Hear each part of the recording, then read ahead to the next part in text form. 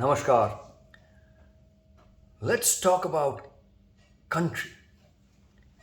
In today's satsang, we are going to discuss the concept and some interesting things about this whole thing called country or nation.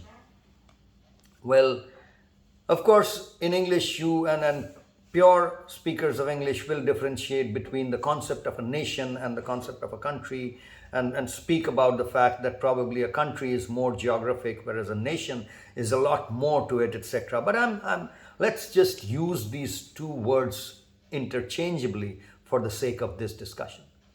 Also, for the sake of discussion, I'm going to use India as an example, as the primary example, just for the sake of discussion. But whatever we are going to talk is actually absolutely relevant and can be extrapolated for any country. I'm going to use India and myself and this as an example, as a kind of metaphor or as a base for taking the discussion forward. But as I do so, I want to be very, very clear and absolutely upfront about this, that we are talking about any country. It's not just about India or the country that I come from.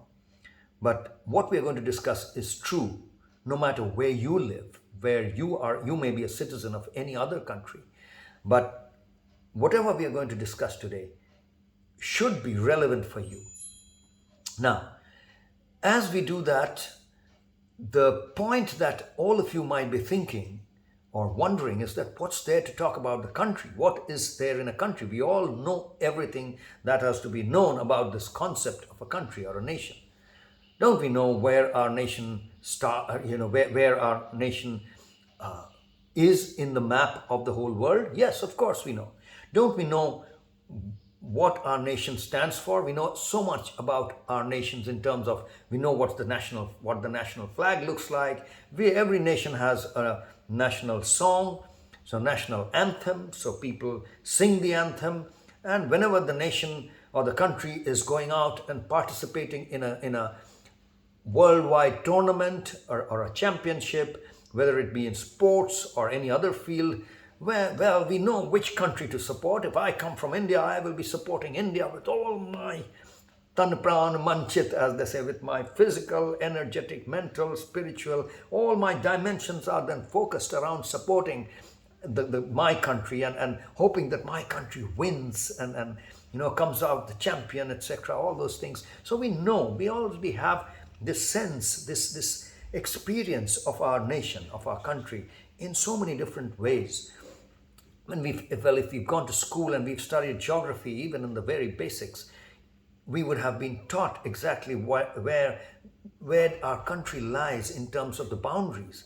For example, I know, and every Indian child more or less knows, whether they have studied it in geography or not, that there is a boundary, there is a limitation. It's called the Seema here in Indian languages, and they know about the force that is out there, alertly standing out there, protecting the country, protecting the boundaries of the country, making sure that these boundaries are not violated by any outsiders, they are not invaded upon by anyone else, or they're not being violated in any which way by cheating and all that. So the boundary is well protected, and the people who are protecting this boundary through day and night and across heat and cold and different terrains, they are respected by every citizen of this country. They are revered, that they are the people who are protecting us.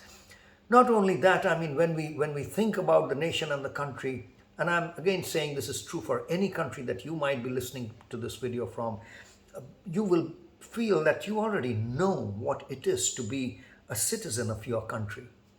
And you also know where your boundaries are. You know what's to the right of it, what's to the left of it, right as in what's towards the east and what's on the west, what's on the top, which means the north and the south.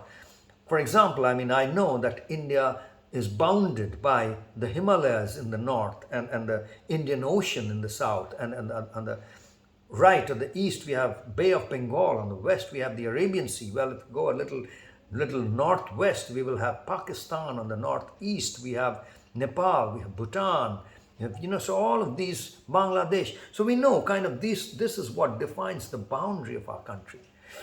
Well, that's true for any other such division. You may think of your state, and within the country, you may be in a particular state, and you know your state, you know your boundaries of your state. Well, you might say that just because we discussed the map terrain trap yesterday, you might say, well, not only do I know my country in terms of the actual boundaries that we see in the map, but I have actually taken the trouble to go out and visit all the places in my country. I've gone and actually seen the Wagah border. I have visited Leh, Ladakh, Jammu, Kashmir, Kanyakumari. I have actually seen gone there and understood. Not only that, I've traveled around the country and seen its people. I've seen its monuments. I've seen its wonders. So I really know what my country is. And yet, through all of that, if I come back to one question, one single question, and if I were to ask you, well, you know where your country ends, you know what your country comprises, you know what your country is made up of, and you know what are the limits and the boundaries of your country, where it ends. But can you tell me where your country begins? Where does it start from? What would be the answer? My experience is that when I ask this question, people are flummoxed for a while and they are looking for an answer, because this is a question that is not asked often enough. This is not a question that is explored. This is not a question that is protected. Nothing is done with this question. When it comes to the end points of our country, where it finishes, where it's the boundaries, those are the points on which there is a lot of debate, there's question, there's fight, and for history, for time immemorial, for all historical, you go back and see that there's been battles and fights and how many liters and kiloliters and thousands of kiloliters of blood, human blood, has flown just in order to protect the end points of the country, where this country finishes, to decide where this country ends and finishes, and to protect it from people entering those endpoints and the boundary lines. But just the question about where does this country start from? What's that origin? What's the starting point? Well, historians might go back in time and start talking about historical facts, and well, at this point, this was the country's map and all that. And then people in geography will talk about a different, and different people from different faculties and philosophers will talk about a different issue of looking at the country. But the real simple question about, ask anyone, where does your country start from, and see what the response is. My guess is that you will find people flummoxed, dumbfounded, they are unable to answer, and they start searching for that answer. Because that's not a question that has been asked till now. It's not a question that has been given importance to, an adequate importance to. And I want to tell you that that's the question that we give the paramount importance to in our Karmyog for 21st Century's Fit for Life program. When we talk about the country, the nation, when we talk about sacrifice for the country, when we talk about being devoted to our country, Desh Bhakt, as they say in India, being completely devoted to your nation, to your country. This devotion should manifest in the search for the origin of the country. Where does it start from? And that is part of the most important part of our sadhana, of the Karmyog for 21st Century's Fit for Life program. This program for teaching and learning, this program for expressing the good, the true, and the beautiful through our lives. This program is meant to help you get the answer to that question, and to seek the answer to that question, where does your country start from? Well, before I actually get to the answer for this question and pronounce the answer for this question, let me delve on another issue which has become very popular these days, and that's called living in the moment. Living in the moment. Especially when Westerners have explored the Eastern traditions, the Eastern lifestyle, Eastern religion, Eastern philosophy, Oriental. They have kind of, although we have a very deep and long history here, still people have been mesmerized by the special ability of a lot of seers and thought leaders coming from the East and the Orient to live in the moment. And that is something that has been celebrated, so that has been talked about in Eastern and Oriental traditions. And now it's a one of the most popular idioms or the popular ethos of the West also. People are trying and learning how to live in the moment. There are books being written about this. There are lectures being given on this topic, and people are trying to understand and live in the moment. Now, what is this living in the moment? Of course, we have discussed this earlier when we have talked about celebration, which is really the seed asana or the seed mantra of the entire Karma Yoga for 21st Century's Fit for Life program. So I'm not going to go too deep into that aspect, but all that I have to say is that when we are stuck with the past, when we are being pulled by the past and we are regretting or repenting the past and we are remorseful about stuff, or we are really agonized by stuff that has been there in the past, or if we are fearful of the future because we don't know, it's unknown, it's the fear of the unknown, the unexpected. When we are sandwiched between these two agonizing past and the future, then the present cannot be living in the moment. You're not living the moment, you are dying in the moment.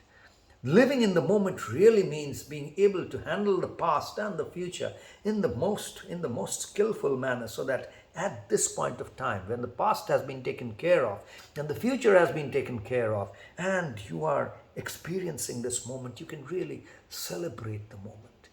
You can create a festival of the now, of this point of time in the entire spectrum of eternity. It's this moment where you realize, or where you are able to capture eternity in this speck of the moment. Well, that's the festival of now. That's celebrating the moment, living the moment. What's that got to do with what we were discussing about the start of the country? Where does your country start from? Well, think about it. We talked about time. Now I'm talking about space. What if I were to tell you that your country, which is primarily defined by geography or by space, what if I were to tell you that your country starts from where you stand right now? If I'm sitting here in this space right now, if I were to assume and believe and agree, if we were to agree that my country, not your country starts from where you sit. My country starts from where I sit right now, where I stand right now. It starts from here. We all have to agree on where it ends. That's the standard point. But where it starts is different for different persons. At different points of time, wherever I'm sitting, whenever, it starts from there. What if this was the answer to that question? What would happen?